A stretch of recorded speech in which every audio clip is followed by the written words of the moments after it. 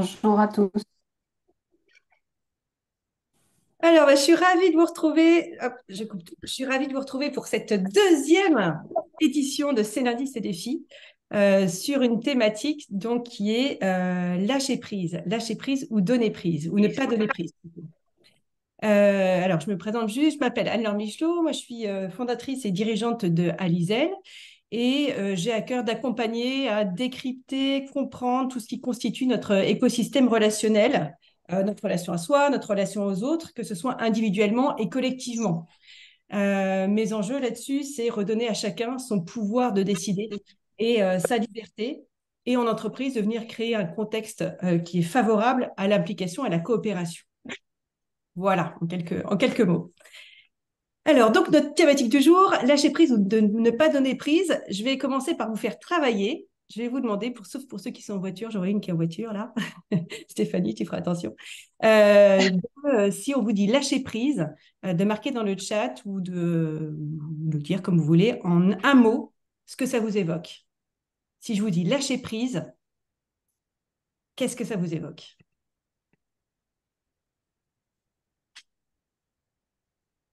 Alors, déconnexion, contradiction, accepter. Je suis Gary Nord. Oui, Stéphanie, bravo. Prise de recul, injonction, perte de contrôle, prise de recul, donner la main, accepter ce qui est, prise de recul, liberté, acceptation, libération. Ok, merci beaucoup. Alors, deuxième travail, si je vous demandais d'associer une émotion au lâcher prise, ne pas être orienté. Joie, sérénité, soulagement, joie, soulagement. Il y en a qui copient, joie. Ou alors, j'ai vraiment une équipe super connectée, détente, tranquillité. Ok. Difficulté. Merci Nathalie. Il y en a quand même une qui trouve que c'est difficile de lâcher prise. Apaisement. Ok. Merci beaucoup. Alors, souvent, on a deux postures, comme vous l'avez vu, hein, soit des postures de légèreté, des postures d'apaisement, soit des postures qui peuvent être un peu plus compliquées. C'est parfois difficile de venir lâcher prise. Alors, il y a des tonnes et des tonnes de littérature, de podcasts. Moi-même, je pense que j'ai au moins une dizaine de bouquins sur le lâcher-prise. Et j'ai envie aujourd'hui de venir vous proposer un autre parti pris et de venir décrypter cette notion sous la thématique relationnelle. En se disant finalement, et si plutôt que être dans le il faut lâcher prise, qu'on entend souvent, hein, moi j'ai beaucoup de discussions avec mes clients qui me disent bah oui, non mais attends, mais alors tu comprends, mais il faut que je lâche prise, ok. Si plutôt d'être dans le il faut lâcher prise, la solution résidait plutôt dans à quoi je décide de ne pas donner prise. Et on prend ça vraiment sous un angle finalement opposé. Voilà, c'est ce que je vous propose d'expérimenter pendant cette demi-heure. Alors, je voulais partir d'un accompagnement auprès d'un dirigeant qui sera aisément transposable à n'importe quel manager. Ça marche d'ailleurs, tout ce qui marche dans le relationnel, hein, marche pour le pro et le perso. Voilà, j'avais envie de partir de ça. Donc, mon dirigeant, qui s'appelle Elon, oui, ok, j'accompagne Elon Musk, la grande classe. Bon, je vais l'appeler Jean-Paul plutôt. Il a créé son entreprise, il est ultra impliqué, il a tout créé de rien. Aujourd'hui, il a 150 salariés et il a un sujet, il considère que ses équipes ne sont pas assez impliquées, ne sont pas assez engagées. Donc, il va voir des super consultants, il fait une méga politique de REM, il travaille sa politique RSE, il fait des rénovations de locaux, il met des corbeilles de fruits, enfin tout ce qui va bien, pour finalement venir prouver son engagement à son équipe. Qu'est-ce qu'il en attend? Comme souvent, de la réciprocité. Si moi je suis engagée, ça veut dire que mon équipe va s'engager envers moi. Pour autant, malgré tout ce qu'il a mis en place, ce dirigeant-là, il n'a pas du tout les résultats escomptés. Bon, les équipes sont engagées, mais sans plus. Et en tout cas, ça ne correspond pas du tout à ce que lui en attendait. Qu'est-ce qui se passe dans son entourage? Bon, on lui dit, bah, dis donc, mon Jean-Claude, il faut lâcher prise, tu ne peux pas contrôler les autres, fais ton mieux, tu as fait ce qu'il faut. Et vous savez que ça ne marche pas, hein, de venir contrôler les autres, hein. On l'a déjà vu pour ceux qui étaient là au dernier webinaire. Si je vous dis de ne pas penser à un éléphant rose, forcément, vous pensez à un éléphant rose. Ça ne marche pas. Je ne peux pas contrôler les autres. Donc, notre pauvre Jean-Claude, il se retrouve un peu embrigadé dans il faut que tu lâches prise, qui est donnée par son entourage, donc une injonction extérieure, mais aussi, non mais vraiment, c'est vrai, ils ont raison, il faut que je lâche prise, donc aussi des injonctions intérieures. Donc là où il est déjà, lui, dans un espèce d'environnement déjà de contrainte, parce que je vous rappelle que ses collaborateurs, ils font pas du tout le job que lui espère qu'ils fassent, en parallèle, il se rajoute à lui des injonctions soit extérieures, soit intérieures, et qui viennent accentuer la contrainte qui vit de son côté. Pour autant, Jean-Claude, il est responsable et il décide de lâcher prise. Il décide de se résigner, de se dire, OK, c'est pas grave, tant pis, je vais laisser mes collaborateurs, ils font de leur mieux. Mais ça marche qu'un temps. Ça marche qu'un temps parce qu'à la prochaine situation qui va se représenter, là où notre Jean-Claude, il s'était résigné, eh ben, ça ne marchera pas mieux. Donc, c'est exactement ce qui s'est passé. À un moment, Jean-Claude, il s'est retrouvé à demander à ses équipes quelque chose qui sortait un petit peu de leur fiche mission, et ce à quoi les équipes lui ont répondu non. Va te faire voir, Jean-Claude, je ne ferai pas tout ça. Qu'est-ce qui s'est joué pour notre Jean-Claude à ce moment-là? On a vu tout à l'heure qu'il avait lâché prise une première fois. Sauf que là, il voit bien que ça ne fonctionne pas. Et donc, il se retrouve finalement avec encore plus de réactions, encore plus d'émotionnel, encore moins de rationalité, hein, puisqu'on voit bien, dis donc, j'ai lâché prise une fois, et puis maintenant, bah, je leur redemande quelque chose, ils ne sont pas plus engagés. Donc, ça ne marche pas. Et viennent se rajouter à ça tous les éléments qui sont traits au biais de confirmation. Ça vous parle, les biais de confirmation? Ouais, globalement. Hein, donc, les biais de confirmation, mon cerveau, il reçoit 80 000 infos par jour en moyenne et il vient filtrer que ce qui est conforme à ma réalité. Donc, notre Jean-Claude, il voit que les salariés ne sont pas engagés. Et ben, il ne va ne plus voir maintenant que ce qui va venir confirmer tout ça. Si ça se trouve, ces salariés, ils ont bougé, mais il ne va pas le voir. Donc là, Jean-Claude, il s'est retrouvé à nouveau réengagé dans du jugement. Ah, ben mes salariés, ils ne sont pas impliqués, pas engagés. Avec tout ce que j'ai fait pour eux, vraiment, je ne comprends pas. C'est vraiment dégueulasse de faire ça. Il va se retrouver dans de la contrainte. Il n'a pas réussi à les impliquer, ben donc il va les forcer. Bon, bah dis donc, tu veux pas faire cette mission-là? Ok, c'est pas ta fiche métier, mais je te demande de le faire quand même. La contrainte, on sait, comme le jugement, c'est des éléments qui ne vont pas aider à s'impliquer. Il va aussi être sur des regrets. Hein, là encore, c'est une thématique qu'on a pu évoquer la dernière fois. Oh, bah, si j'avais su qu'ils se comportent comme ça, jamais je leur aurais redonné une augmentation ou une prime ou j'arrête tout ce que j'ai fait là. D'accord? Donc, c'est vraiment une dynamique dans laquelle il se retrouver. Moi, c'est dans ce contexte-là que je suis intervenue. On avait d'un côté le dirigeant qui, lui, était plein de colère et de frustration et avec beaucoup de perte de confiance dans ses équipes, puisque de toute manière, ça ne marchait pas. Et de l'autre côté, au niveau de ses équipes, il y avait beaucoup de défiance et aussi de l'incompréhension face aux attentes du dirigeant qu'il jugeait complètement illégitimes. Non, mais il se met en colère parce qu'il nous demande de faire des trucs, mais ce n'est pas notre fiche métier. Moi, j'ai une fiche métier, je m'y tiens. Pour tous ceux, là, je reconnais plusieurs DRH dans la fine équipe du jour. C'est des choses, je pense, qui vont vous parler. L'impact en termes d'implication et d'engagement, il était évidemment pas bon. Quand je suis en défiance, c'est-à-dire que je n'ai pas confiance dans mon dirigeant, par exemple, ou je n'ai pas confiance dans mes équipes, je ne sais pas ce qui va se passer. Et donc, mécaniquement, je ne m'implique pas. Mécaniquement. Donc, mon Jean-Claude, je lui ai proposé une autre approche. Moi, selon moi, ma conviction à moi, c'est que c'est plus intéressant de comprendre ce à quoi on donne prise que de venir se forcer à lâcher prise. Donc, on a travaillé là-dessus.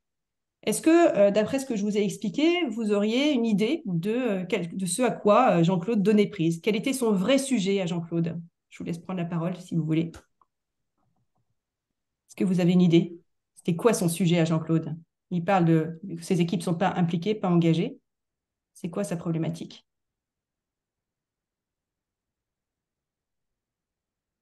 Oui, vas-y, Marie. Ouais, je sais pas, une hypothèse, peut-être la confiance qu'il a dans ses équipes?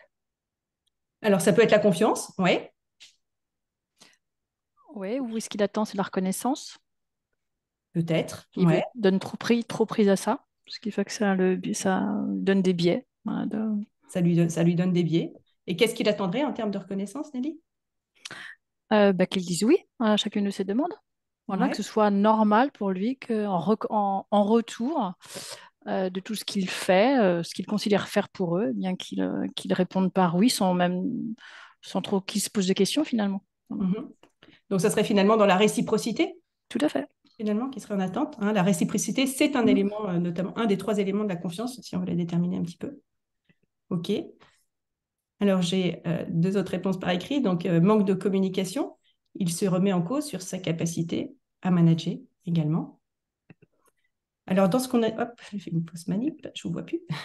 Dans ce qu'on a été travaillé avec lui, on a été travailler son système de valeurs. En fait, souvent, ce qui est compliqué pour l'autre, pour vous, c'est la réciprocité. Je vais mettre ça dans le bon sens. Ce qu'il attendait, c'est de l'engagement. Il attendait de l'implication et de l'engagement de ses équipes. Donc, ce qu'on a été travaillé, c'est sa notion à lui d'engagement. Qu'est-ce que c'est que pour lui l'engagement? C'est ça ce à quoi il donnait prise. Pour lui, l'engagement, c'était d'être corvéable à merci et de venir absolument tout donner au profit de l'entreprise. Ce qui n'était pas illogique pour lui, puisque c'était lui qui avait créé sa boîte, hein, et ce n'est pas forcément le même type d'engagement qu'attendaient ses équipes.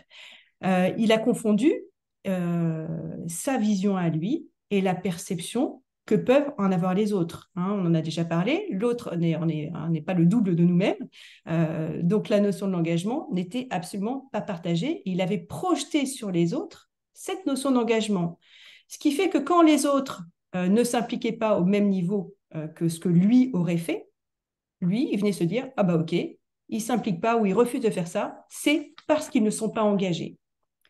Et toutes ces convictions, ces croyances sont devenues, au fur et à mesure, des certitudes, puisque il essaye des choses, ça marche pas, il lâche prise. Il refait, ça marche pas, il lâche prise. Donc, au fur et à mesure, il se reforge des convictions.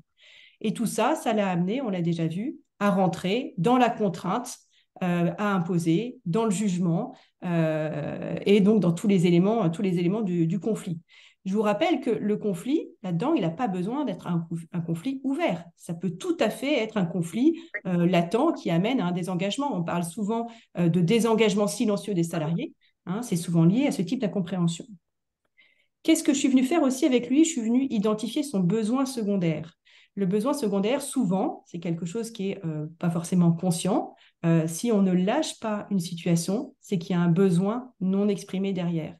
Son besoin à lui, c'était pas tellement l'engagement, c'était pas tellement la reconnaissance, ni la réciprocité, c'était que son business y perdure.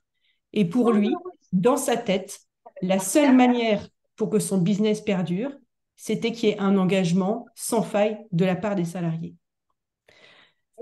Donc, quand ça lui a permis, il a comme ça pu comprendre ce qui se jouait.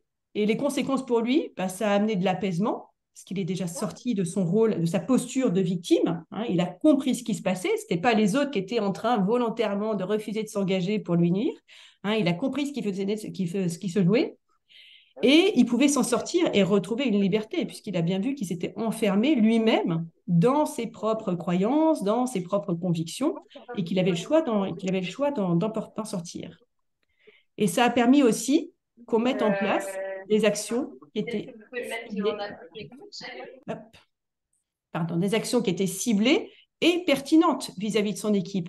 Comme le sujet, c'était l'engagement et sa vision de l'engagement, on a mis en place un atelier expérientiel avec ses équipes où on est venu travailler l'engagement. Qu'est-ce que c'est que pour lui? Qu'est-ce que c'est que pour les autres? Quelles sont les valeurs? Quels sont les leviers de motivation de son équipe, hein, qui étaient des éléments qui venaient finalement concourir à la réalisation de son objectif qui était ma boîte doit être pérenne. Est-ce que c'est clair pour vous, cette démarche, hein, le fait de venir finalement switcher les choses? Ouais. Faites des oui et des sourires. C'est bon, et des pouces. Donc finalement, qu'est-ce qui s'est passé là? Il avait le choix entre d'un côté lâcher prise et donc abandonner un système avec des contraintes et souvent un contre-cœur, ou il avait le choix de venir décider en conscience de ce qu'il allait faire, de ce qu'il allait pouvoir mettre en place et de venir finalement ouvrir un peu ses chakras pour aboutir à son objectif, encore une fois, qui était de faire durer son entreprise. Alors, avant de vous laisser la parole, parce qu'on arrive au terme de ces 20 premières minutes, moi, j'avais envie de vous partager un switch lâcher prise, donner prise qui me concerne, qui date d'il y a à peu près 3 heures, donc hyper proche ce matin, sur ce webinaire. Ça fait un mois que je travaille sur ce webinaire, j'ai plein de choses, c'est une thématique qui est hyper large, j'avais envie de vous partager plein de choses dessus. Mais forcément, dans le format qui est choisi, donc 20 minutes, c'était un petit peu court de pouvoir tout aborder. Et donc, ce matin, je me dis, bon, écoute, il y a trop de choses, lâche l'affaire, mieux vaut fait que parfait, qui est une de mes devises très importantes. Sauf que le sujet, pour moi, c'est pas du tout c'est pas du tout la perfection. Donc, j'ai été chercher ce à quoi je donnais prise. Donc, j'ai été aidée par ma petite fée Pauline qui est là, qui est mon double maléfique quand j'arrive pas à lâcher prise, qui vient m'aider à savoir à quoi je donne prise. Mon sujet à moi, mon donner prise du matin, c'était finalement ma légitimité et ma capacité, ma compétence à venir vous partager des choses sur ce sujet du lâcher prise, donner prise. Une fois que j'ai eu clarifié finalement ce sujet-là, ça m'a permis de passer à autre chose et de me reconnecter à ce qui était mon intention. Mon intention, c'était de venir vous transmettre, être utile, vous amener peut-être à avoir des prises de conscience et pas du tout à être centré sur moi en me disant oui, il faut vraiment que tout le monde me trouve extraordinaire. Donc, j'ai fait le choix de prendre et de choisir un parti pris sur une thématique purement relationnelle et ça fait que je me sens super bien avec ce choix-là parce que je n'ai pas abandonné, je n'ai pas lâché l'affaire, j'ai fait un choix. Voilà, donc ça, c'était mon partage de ma volte-face du matin. Alors maintenant que j'ai bien parlé, ça va être à vous de jouer. J'ai envie de vous faire travailler sur est-ce que il y a une situation sur laquelle, selon vous, il faudrait que vous lâchiez prise. J'imagine que si vous êtes là, ce n'est pas non plus par hasard. Et je vous invite à vous poser la question sur cette situation-là, évidemment de l'identifier. Qu'est-ce que ça vous fait et comment vous vous sentez? Qu'est-ce que ça vous fait? Comment vous vous sentez? Et à quoi est-ce que vous avez l'impression de donner prise? Alors, s'il y en a certaines ou certains d'entre vous qui sont prêts à partager,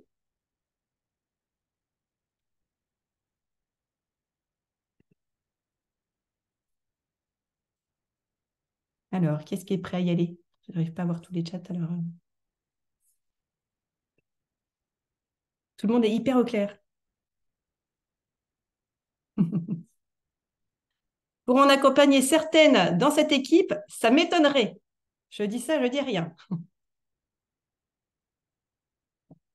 Alors, je vous repose les questions. Voilà, une situation sur laquelle, selon vous, il faut lâcher prise. Qu'est-ce que ça vous fait? Comment vous vous sentez? Et à quoi avez-vous l'impression de donner prise? Bon, et après, vous n'êtes pas obligé. Parce que si je vous oblige, c'est de la contrainte. Alors, je vais vous laisser réfléchir à ça. Je vous donne un dernier exemple sur une personne que j'ai accompagnée la semaine dernière. Pareil, un dirigeant qui partait avec beaucoup d'argent en égo, mais vraiment beaucoup d'argent, et qui était bloqué, mais complètement bloqué sur un paiement de note de frais de 197,22 €. Je vous assure que le niveau des sommes qu'il avait, c'était des sommes à 6 chiffres. Donc, sa note de frais de 197,22 €, c'était vraiment pas le sujet. Et quand on a travaillé ensemble, c'est-à-dire toute la difficulté qu'ont parfois les avocats, à dire, mais attends, vaut mieux une bonne négo qu'un mauvais procès, etc.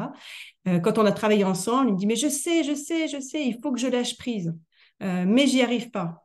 Et là encore, le sujet était absolument pas l'argent et la pauvre note de frais de 197,22 €. C'était que malgré la somme importante d'argent qu'il avait récupérée, il n'y avait aucune reconnaissance de la difficulté que représentait pour lui son départ par son ancien employeur. Donc, dès lors qu'on a été en capacité d'identifier ça, ben, on a pu travailler et ça a pu être allégé et cette question de note de frais n'était plus un sujet. Voilà, je vous donnais ce dernier exemple. Bon, et donc toujours pas de sujet de lâcher prise. Et bien, si vous n'en avez pas, je vais vous laisser voilà, sur cette réflexion. Si vous en avez qui reviennent et que c'est compliqué, ben, je vous invite à me contacter en message privé. On pourra échanger sur la thématique.